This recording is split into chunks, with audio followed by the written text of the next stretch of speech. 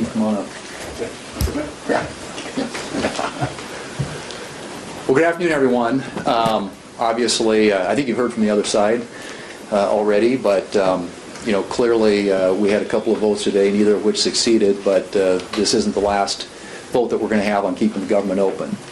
There will be an opportunity for Democrats to vote on a bill that has already passed the House of Representatives, that when passed in the Senate can go to the President's desk and fund a continuing resolution to keep the government open and give us another 7 weeks or so to complete the appropriations process. We think that's the right way to do this. There were 13 such opportunities the Democrats had when President Biden was in the White House, where we did short-term, clean, continuing resolutions.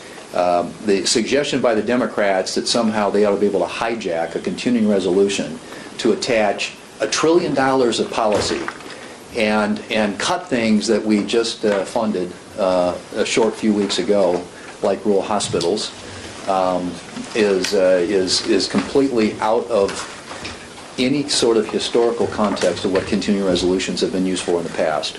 The CR is simply a means to an end. It is a way to fund the government until you have an opportunity to do the appropriations process. We've said all along, we want to have an appropriations process that restores and returns to what the Senate used to do, and that is have bills marked up by the Appropriations Committee, reported to the floor, where they're open to an amendment process, and members from both sides can have their voices heard. The Democrat leader, Senator Schumer, is accustomed to writing bills in his office behind closed doors. That's not the way we think is the best way to operate a government and the best way to keep our government agencies funded. So we're prepared when we get back to have a vote on a bill already passed by the House, ready to be signed by the President. All it takes is a handful of Democrats to join the Republicans in keeping the government open and funded, and to ensure that we have a chance to get the appropriations process completed in the way in which it was intended in the first place. Senator Barrasso, we'll let him, the whip, talk a little bit about it. Well, Republicans want to keep the government open, and the Democrats, based on what I believe is the Schumer strategy, is a shutdown strategy. It is their goal to shut down the government. The left wing of their party is demanding it, and Chuck Schumer is snakebit. He's afraid to do anything that they won't want him to do. So things he wrote about in a letter in 2023, a Dear Colleague letter, said it has to be bipartisan. Well, the bill that passed the House today is bipartisan. Republican and Democrat alike voted for this bill, and we now have it in the Senate. It's something that can easily be passed, but what Schumer wants is $1 trillion for just 4 weeks of a continuing resolution. What we have is a continuing resolution for 7 weeks to give an opportunity for the appropriators to put their bills through the process, bipartisan appropriations process, to keep the government open. Chuck Schumer is driving this shutdown strategy. The Democrats are ready to shut down the government. Republicans want to keep it open. Think about where we were the last time there was a CR to keep the government open, and Chuck Schumer voted for it. What happened? The radical left attacked Chuck Schumer, and now today he has yielded to the radical left that seeks a government shutdown. Republicans do not want to shut the government down. It's the radical left who have co-opted Chuck Schumer, bending to their will to put us in a position where we could have a government shutdown. I'm very proud of what Leader Thune has done, something that Schumer had not done, going all the way back to 2018, is he allowed appropriated bills to be on the floor and passed on the floor of the United States Senate, something that Schumer did not do when he was majority leader. We want to return to regular order, allow the Appropriations Committee to work through its process, give us the time to complete that process, and it will do something in terms of restoring the faith of the American people back in this institution, and that is allowing the committees to do their job, get the bills to the floor, and pass timely spending bills, and avoid a government shutdown. Senator Sheehy. I asked Leader Thune to give me a chance to say a couple comments as a brand new freshman here, seeing how this place works. My two primary focus areas have been wildfire and national defense. And as a result of that, I've witnessed firsthand what Senator Schumer and his team have done in the historic blockade of our nominees. and going full resistance, and the first time ever we've had 0 nominees via voice vote unanimous consent. And this new shutdown strategy is a continuation of that, where we are robbing the American people from the opportunity to have a fully functioning institution here to process qualified nominees to run critical agencies within our government, things like wildfire suppression, and obviously things like our military, as we try desperately to reform our acquisition process to keep up with China and other adversaries. We are being denied the appointed individuals to do so.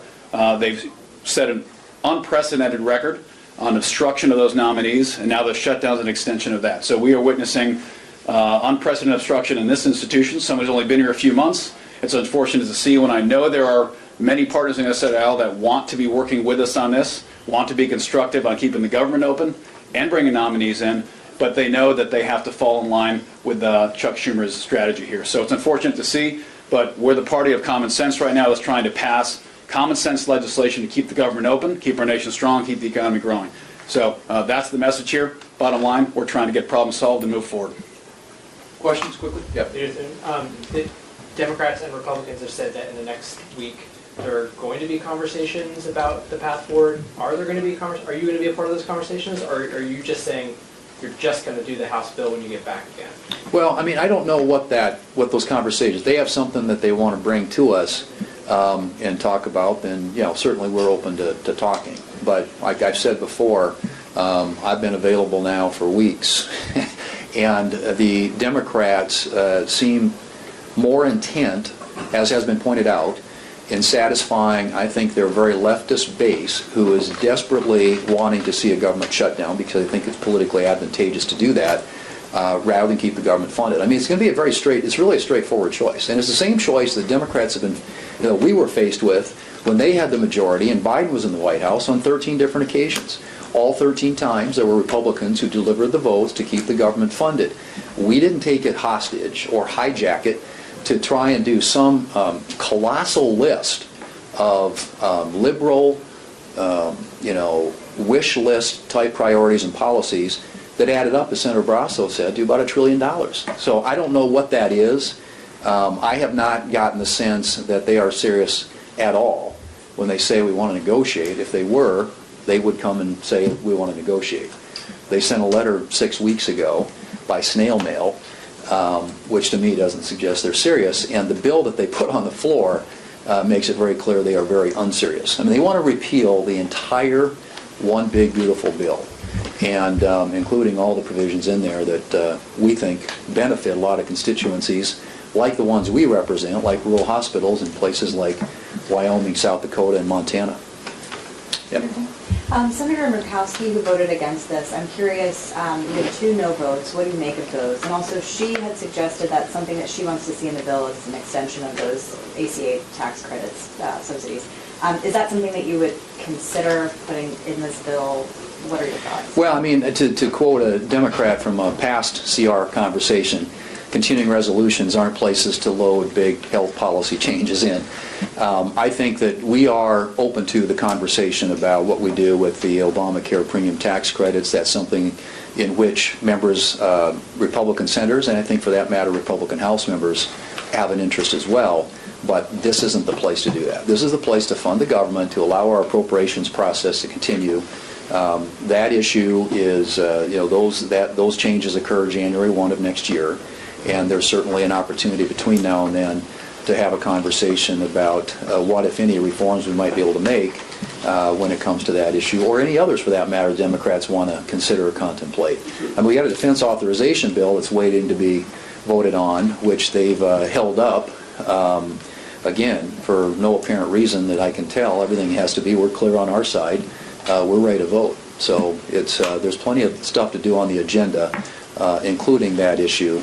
But this is not the place to do it, and it just never has been.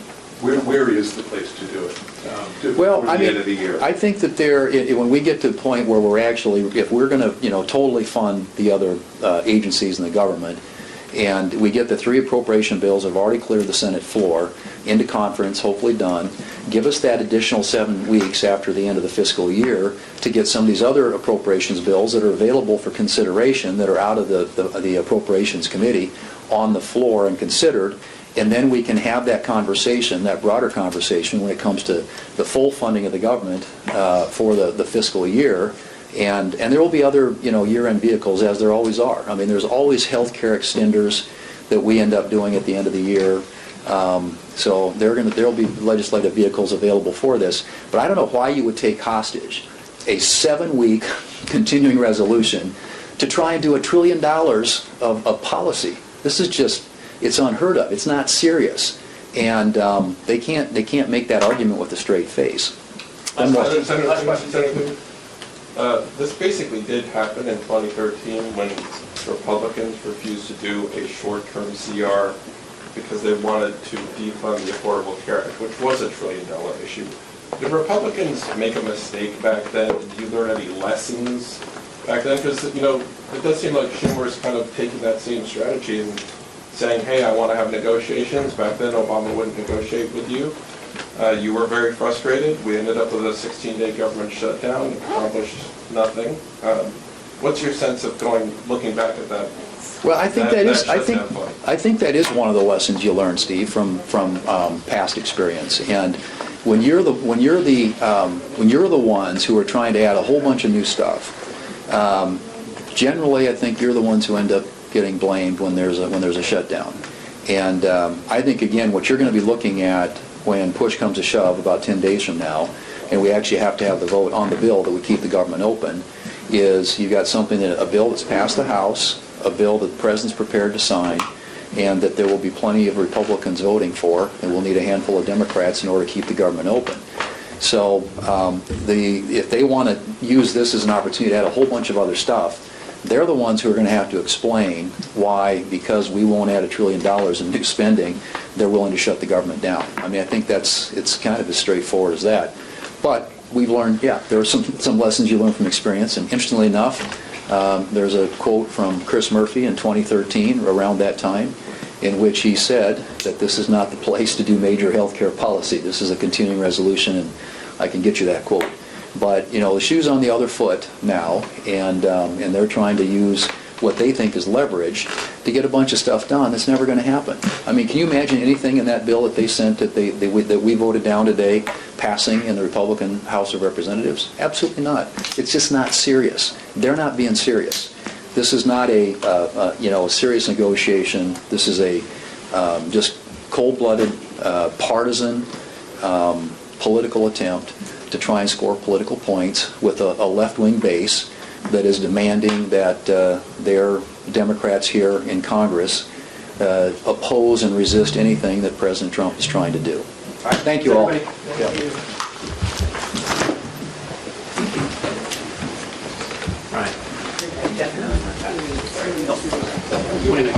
Senate Republican leaders held a press briefing after the continuing resolution failed to pass the Senate. They emphasized that although both funding votes had failed, this would not be the final opportunity to keep the government open. According to them, the House-passed continuing resolution, which funds the government for 7 weeks, remains the most responsible path forward, allowing Congress time to complete the appropriations process. Republicans pushed back against Democratic efforts to attach roughly $1 trillion in policy items to the stopgap measure, calling it an abuse of what has traditionally been a straightforward tool to keep the government operating. They argued that continuing resolutions have historically been clean extensions, not vehicles for sweeping policy shifts such as expanded healthcare subsidies or additional new spending. GOP leaders placed the blame squarely on Senate Majority Leader Chuck Schumer, accusing him of yielding to pressure from the progressive wing of his party and deliberately steering the country toward a shutdown. They charged that Schumer prefers to craft bills behind closed doors instead of allowing an open amendment process, which Republicans said is the proper way to handle appropriations. They also highlighted that the House bill already passed with bipartisan support and could move quickly to the president's desk if Senate Democrats agreed to it. Republicans warned that a shutdown would be the result of Democrats rejecting this option, not of Republican obstruction. A freshman senator added that the current standoff reflects a broader pattern of Democratic obstruction, citing blocked nominees in defense and wildfire-related roles as further examples of dysfunction. Republicans insisted they are acting as the party of common sense, focused on keeping the government funded, the economy stable, and national security strong. When pressed about whether health care tax credit extensions could be included, Republican leaders maintained that such debates belong in the broader appropriations process or year-end legislation, not in a short-term resolution.